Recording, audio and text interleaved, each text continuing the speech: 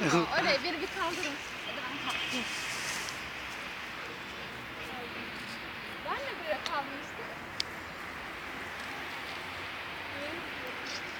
Hop. Güm. Açmadın diye Şey- yedeği mi açıyorsun? Farklı. Açamıyorsan da itfaiye Geliyor. Yemin atacağım. Bu Osman mı? Osmanlı. Atla! Atla lan. Atlasana oğlum.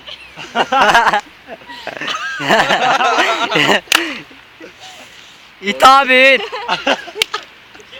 Osman.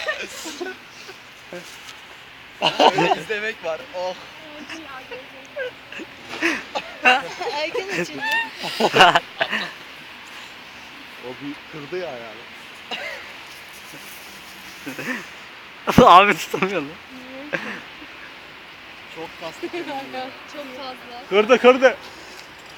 Tamam iyi. Tamam kırmadı. İyi indir.